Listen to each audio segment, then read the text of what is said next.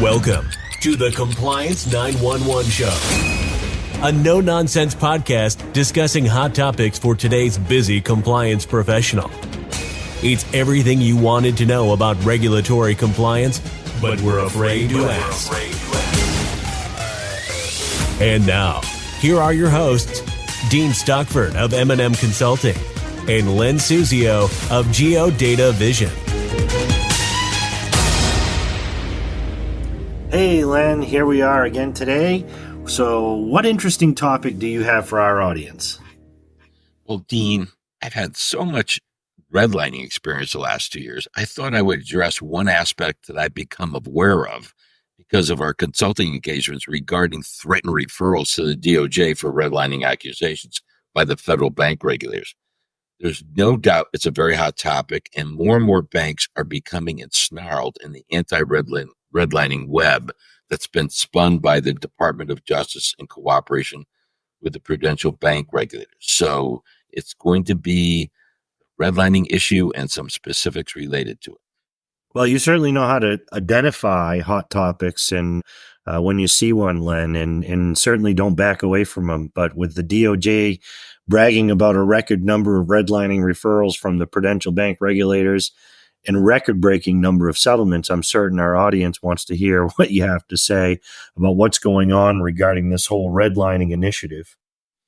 Well, through my experience these past 2 years in particular, I've observed regulators engage in what I would characterize as abusive regulator practice related to the three different areas. One, the misuse of statistical analysis.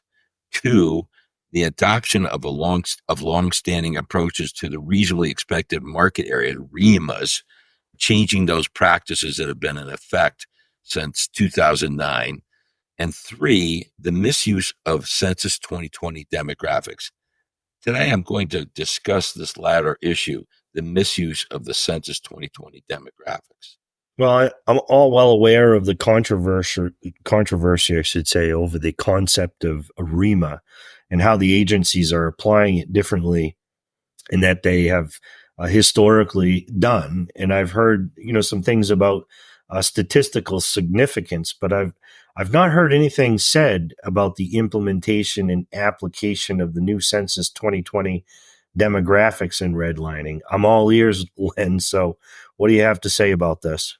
Well, Dean, until I had this experience, I wasn't aware of the problems created by the implementation of the new Census 2020 demographics, especially as they relate to tract minority status until recently. But the more I became aware of how the Census 2020 demographics affect community, racial, and ethnic profiles, and specifically how they affected census tract minority status, the more I began to understand the implications for potential redlining. And they are big. Sounds interesting. Let's hear it. Well, there are several ways in which the new tracts have created problems that the regulators seem to either not know about or deliberately ignore. The implementation of the Census 2020 demographics to the geographic dispersion of HMDA data has the following implications. First, the number of census tracts for the entire country increased from a little more than 75,000 tracts during 2021 to a bit more than 85,000 tracts beginning in 2022.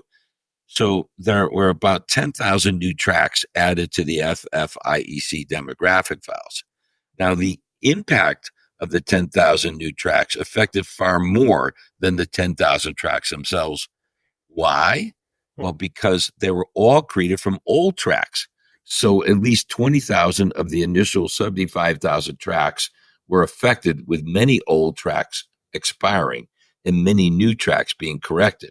But not only that, there are the thousands of old tracts changed their minority classification. And I'm speaking here of the majority minority tracts, such as the majority Black census tracts, the majority Hispanic census tracts, and the majority Black and Hispanic census tracts. We here at GeoDataVision have estimated that 40% or more of the pre-2022 tracts were affected by these factors. And another aspect, the FFIEC did not announce the identity nor the minority status of the tracts until the end of the first quarter of 2022, well into the year in which they applied. So banks were operating in the dark for many of the applications they reported on their 2022 Hamdalar. And a fourth aspect or consideration is that many of the mortgage applications, as we all know, can take months to process. In one case, we reviewed the 2022 Hamdalar of a lender and determined, believe it or not, that 36% of their 2022 Hamdalar applications were initiated during 2021 and into the first quarter of 2022 before the FFIC announced the new tracts and their minority status. This means that a loan application geocoded to a census tract at the time of application could have an entirely new tract with a different minority status by the time of the final action, which of course is when the official geocoding is applied for reporting purposes.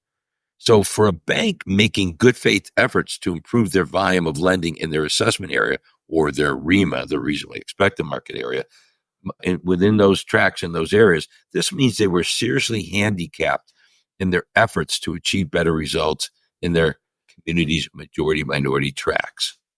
So hopefully you can answer this, but how do the examiners handle these complications? Or do they? Well, my experience these last 2 years is the examiners don't seem to get into these complications. You would think that they would be aware of these problems and how they apply to potential redlining situations. But I've yet to see a situation where an examiner has indicated they've even thought about these new tracts and how they make for a complicated, if not confusing, situation for banks. Yeah, well, it certainly seems like a setup, and it's just unreal. So how do you, or do you, I should say, have recommendations for people that are listening on how to navigate this? Absolutely. This is really important. So I hope people listen closely to what I'm about to say. And the good thing is this is a recording, so people can go back and re-listen, because I have a number of suggestions, 9 of them in particular.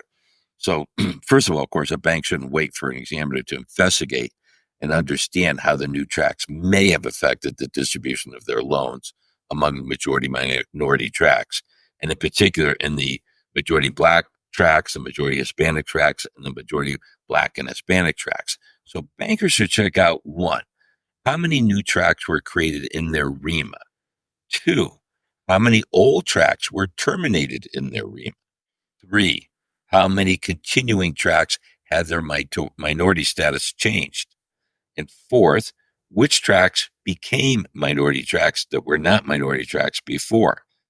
Conversely, number 5, which tracts that were majority minority tracts became non-minority tracts?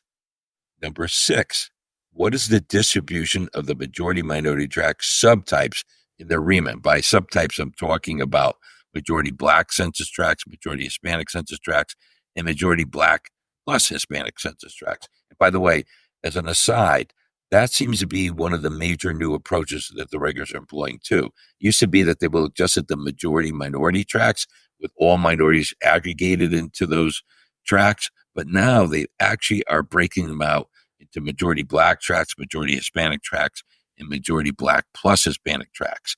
Again, there's been no fanfare announcing this. It's just something that's happening in the field, and our listeners should definitely be aware of that. It's no longer enough to just look at your lending in the majority minority tracts. You should then go and break out according to these different subtypes.